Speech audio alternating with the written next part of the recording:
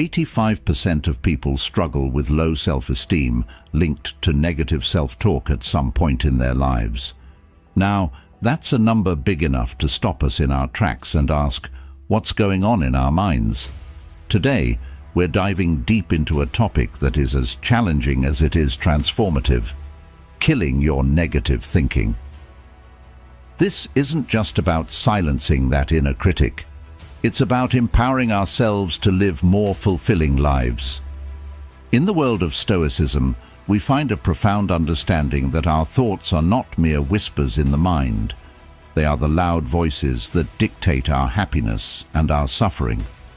Stoic wisdom teaches us that while the world might not bend to our will, our perception of it is entirely up to us. The Stoics weren't just ancient philosophers. They were the ultimate mental warriors, battling against the tyranny of uncontrolled thoughts and emotions with rationality and inner calm. Today, I'm here to guide you through understanding how these negative thoughts impact us and to explore practical Stoic strategies to combat them. We'll learn how to harness the power of our minds to construct a life not bounded by the chains of negativity, but propelled by the virtues of wisdom, courage, justice, and temperance. If you're skeptical, I encourage you to stay with me. This might challenge some of your deepest held beliefs, but it will also open the door to a new horizon of personal growth. Before we jump in, I invite you to share this video with others who are on their own journey of personal growth and philosophical exploration.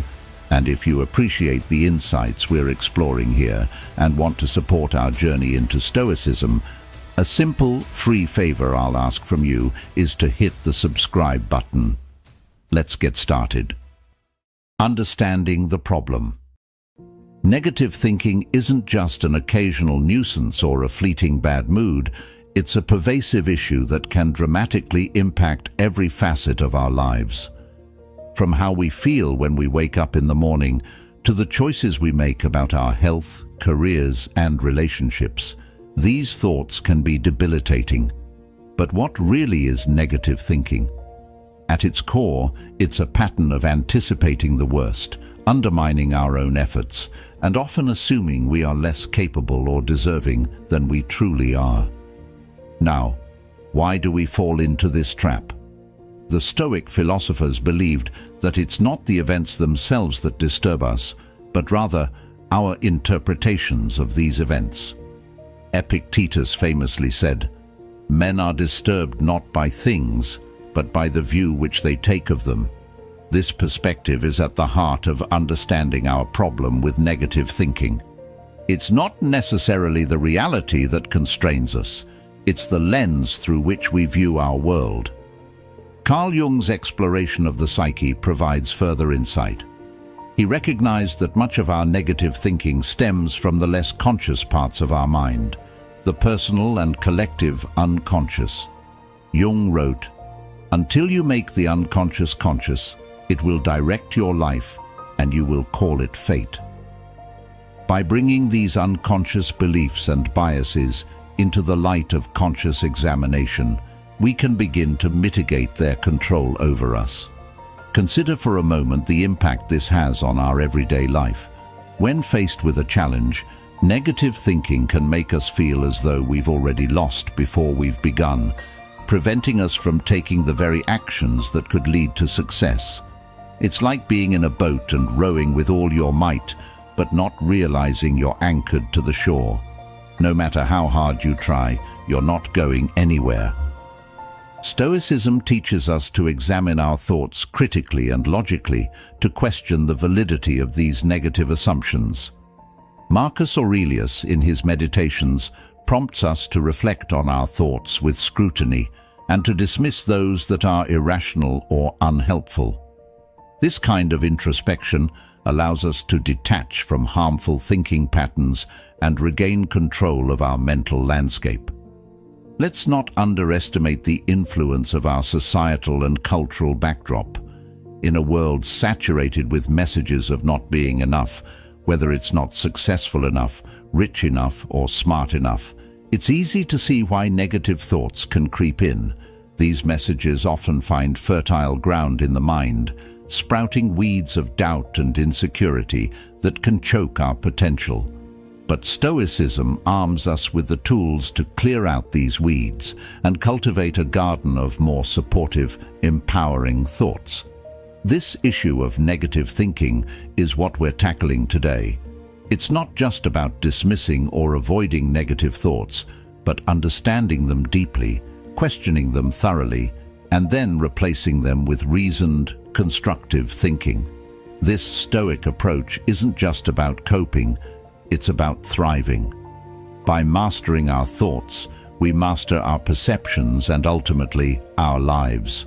So, as we continue, let's keep in mind that each thought we choose to entertain and each one we decide to challenge is a step towards the kind of life we truly want to live.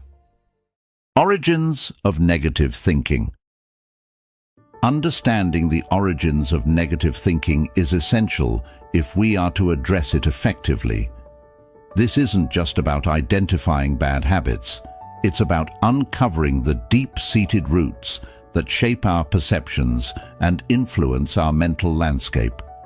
Negative thoughts often sprout from a variety of sources: our upbringing, societal pressures, past failures, and sometimes the seemingly inconsequential comments from those around us. Each of these can plant seeds of doubt, fear, and limitation, which can mature into a persistent state of negativity. From a very young age, many of us are introduced to environments that might not foster positive self-esteem. Consider a child who is repeatedly told they are not smart enough, or an educational system that seems to reward only perfection. These experiences can significantly color our worldview. Aristotle once remarked that we are what we repeatedly do. Excellence, then, is not an act, but a habit. If we apply this thinking to the mind, we see that repeated negative thoughts can become a habit of seeing ourselves and our capabilities in a diminished light. Our own experiences of failure and rejection can serve to reinforce these negative scripts. Every time we face a setback or encounter criticism, it can affirm a negative internal dialogue that whispers, "I knew I couldn't do it." This can turn into a self-fulfilling prophecy, not because we lack capability, but because we begin to act in ways that align with our negative beliefs. Plato's idea that reality is created by the mind, we can change our reality by changing our mind, is profoundly relevant here.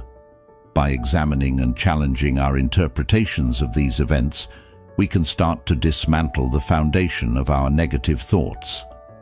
Fear also plays a critical role in fostering negative thinking.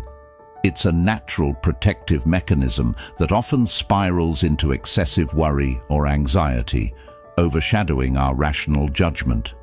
Fear of failure, fear of the unknown, and fear of rejection can all lead to catastrophic thinking, where the mind jumps to the worst possible outcomes. Stoicism offers a tool against this: the premeditation of evils, which involves visualizing the worst-case scenario in detail to lessen its emotional impact when or if it actually occurs. Carl Jung suggested that, until you make the unconscious conscious, it will direct your life and you will call it fate. Many of our negative thoughts are rooted in unconscious beliefs formed in our early years.